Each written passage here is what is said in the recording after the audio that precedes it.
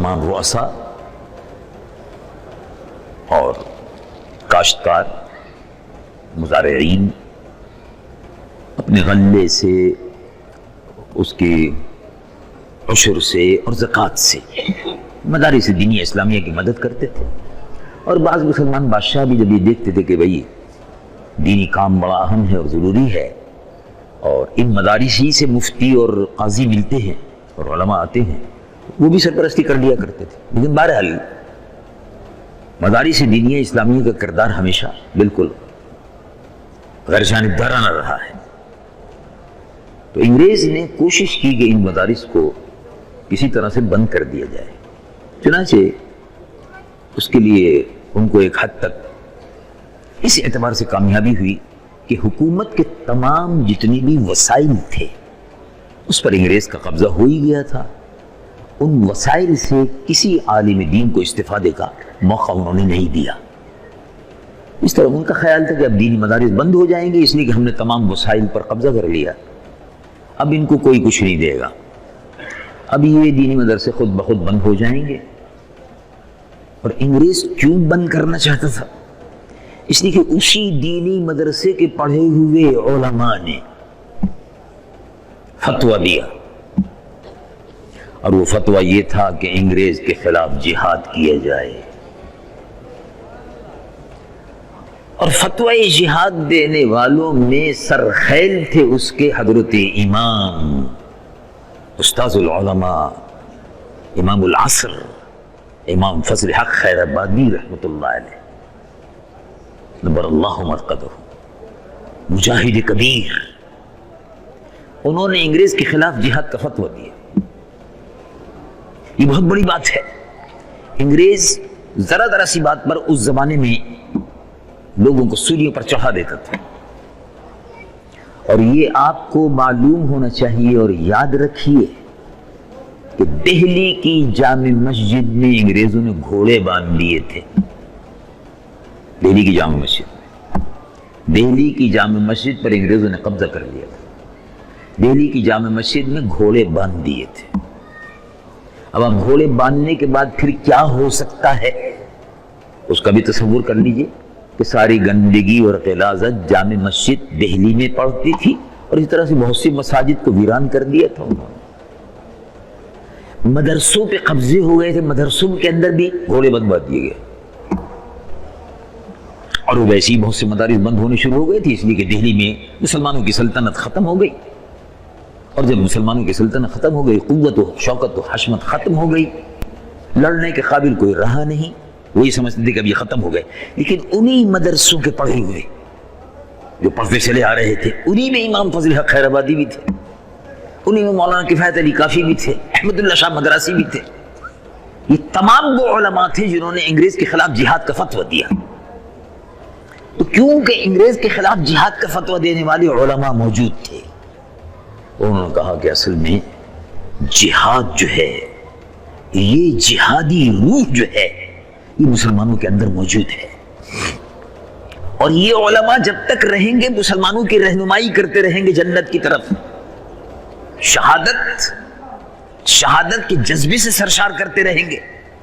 یہ علماء جنت کا رستہ ان کو دکھاتے رہیں گے، حیات ابدی اور سرمدی حاصل کرنے کا پیغام ان کو سناتے رہیں گے کہ شہید ہمیشہ زندہ رہتا ہے، یہ سناتے رہیں گے۔ اس لیے ان علماء کو بھی ختم کرو، ان کے مدرسوں کو بھی ختم کرو، تاکہ نہ فتویٰ دینے والا رہے، نہ جہاد کی کوئی بات کرے، نہ جہاد کا کوئی چرچا ہو۔ اور ظاہر ہے جب جہاد کا چرچا نہیں ہوگا تو دین کی تبلیغ اور دین کی اشاعت کیسے ہوگی؟ جہاد ختم ہو گیا۔ دیکھیے، دین کی تبلیغ اور اشاعت حضور پرنور صلی اللہ علیہ وسلم نے مکہ معظمہ کی 13 سالہ زندگی میں، آپ نے غور فرمایا ہوگا، کوئی جہاد نہیں ہوا۔ 13 سالہ زندگی میں کوئی جہاد مکہ معظمہ میں نہیں ہوا۔ دین تھوڑا تھوڑا پھیلتا رہا، دین تھوڑا تھوڑا پھیلتا رہا۔ لیکن جب حضور پرنور صلی اللہ علیہ وسلم نے ہجرت فرمائی، مدینہ منورہ میں تشریف لائے، تو کفار کو بھی احساس ہو گیا کہ ابھی یہ ایسے مقام پر پہنچ گئے ہیں کہ جہاں اب یہ تیاری کریں گے. اور اللہ رب العالمین نے بھی وہ جہادی قوت جو تیار کرنی تھی 13 سال میں حضور پر نور صلی اللہ علیہ وسلم نے جس کو تیار کیا تھا وہ بھی مدینہ منورہ میں آ چکی تھی. وہ تربیت یافتہ جماعت آ چکی تھی. اس تربیت یافتہ جماعت کو جب مکے کے کافروں نے چیلنج کیا اور بدر کا مارکا درپیش ہوا دوسرے سال میں، یہ ہجری کا دوسرا سال تھا، یعنی مدینہ منورہ میں کافروں نے چین سے بیٹھنے نہیں دیا، لیکن حضور پر نور صلی اللہ علیہ وسلم مکہ معظمہ میں بھی جہاد شروع فرما دیتے، لیکن تیاری نہیں تھی، حکم الہی بھی نہیں تھا. اور مکہ معظمہ کے کافروں کی طرف سے اگر چیلنج تھا کہ جاتے آتے مسلمانوں کو مارتے تھے، تکلیف دیتے تھے، اذیت دیتے تھے، حضور پر نور صلی اللہ علیہ وسلم کو بھی اذیت دیتے تھے. بڑے بڑے صحابہ ابو بکر صدیق رضی اللہ عنہ اور دوسرے جتنے بھی بزرگ صحابہ تھے، سیدنا بلال حبشی رضی اللہ عنہ، ان سب لوگوں کو بڑی بڑی اذیتیں دی جاتی تھی. لیکن حکم تھا ابھی ٹھہریے.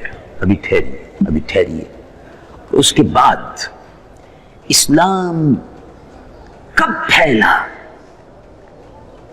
اگر آپ اس پر غور فرمائیں تو ٹھنڈے دل سے اس پر غور کیجئے کسی وقت کہ 13 سال کی مکی زندگی کے بعد اب جو مدنی زندگی شروع ہوتی ہے، اور اس مدنی زندگی میں پھر آیات طیبات اترنی شروع ہوئی، قرآن مجید و فرقان حمید کے احکامات نازل ہونے شروع ہوئے، تو وہ مدنی زندگی میں جو آیات اتری ہیں ان میں سے بعض آیات، تو بہت لمبا سفر ہو جائے گا وہ ہمارا، میں مختصر سے وقت میں، اللہ رب العالمین اپنے محبوب سے مخاطب ہے. مدینہ منورہ میں آیت اتر رہی ہے، وحی ربانی آ رہی ہے. رب العالمین جل جلالہ عمن والو ارشاد فرماتا ہے، یا ایھا النبی،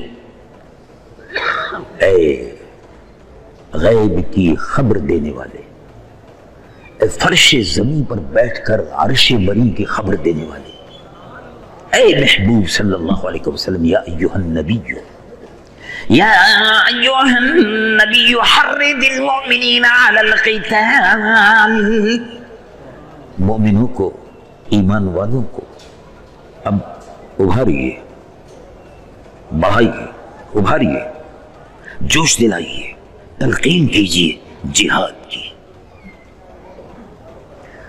اور ان کو یہ بھی بتا دیجیے کہ ایک مسلمان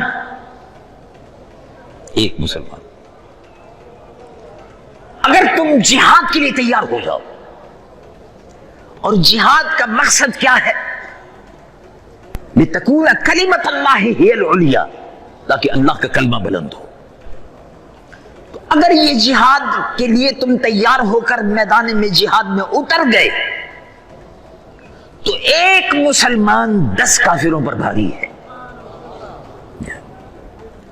10 100 پر بھاری ہے، اور 100,000 پر بھاری ہے.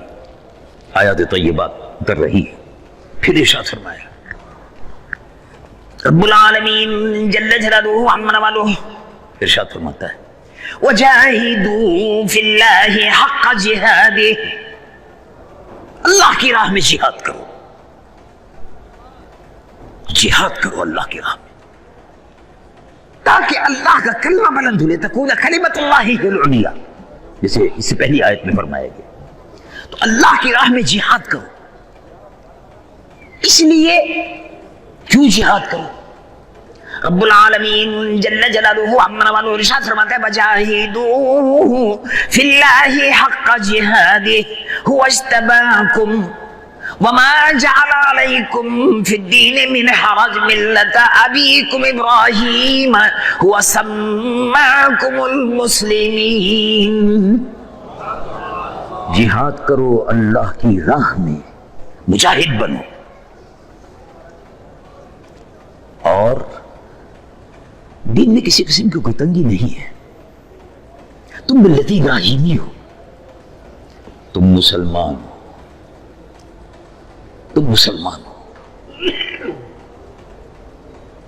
تمہارے اندر کوئی تفریق نہیں ہونی چاہیے، لسانی، علاقائی، کوئی نہیں، مسلمان ہو اور مجاہد ہو. کی راہ میں جو جہاد کا حق ہے وہ ادا کرو، اس کا بڑا مرتبہ ہے۔ چنانچہ آپ نے دیکھا جب جہاد شروع ہوا، بدر، پھر احد، پھر خندق، حنین، 27 غزوات ہیں جن میں خود رسول اللہ صلی اللہ علیہ وسلم رات کو ساجد تھے اور دن کے مجاہد تھے۔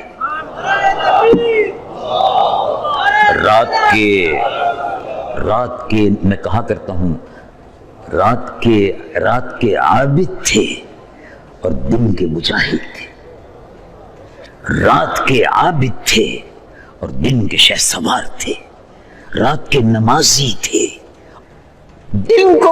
رات کو مسجد نبوی میں اور دن کو مسجد نبوی میں امامت فرماتے تھے، مسلمانوں کی قیادت اور سیادت فرماتے تھے، اور دن کے وقت اور رات کے وقت بھی جب ضرورت پڑتی تھی میدان جہاد میں مسلمانوں کی سیادت اور قیادت فرماتے تھے۔ دن کے وقت، رات کے وقت وہ امام بھی تھے، اور امام مسجد نبوی سے آ کر میدان جنگ میں وہ مسلمانوں کے عظیم جرنل تھے، جن جیسا کوئی بہادر جرنل آج تک روئے زمین پر نہیں پیدا ہوا۔ مسلمانوں کے جرنل تھے، رسول اللہ نے کبھی پیٹھ نہیں دکھائی۔ بدر ہو کے احد، خندق ہو کے حنین، کوئی بھی مارکا ہو، کبھی رسول اللہ صلی اللہ علیہ وسلم نے پیٹھ نہیں دکھائی، اس لیے کہ جہاد میں پیٹھ دکھانے والا جہنمی ہو جاتا ہے۔ بہرحال وہ الگ آیت طیبات ہیں۔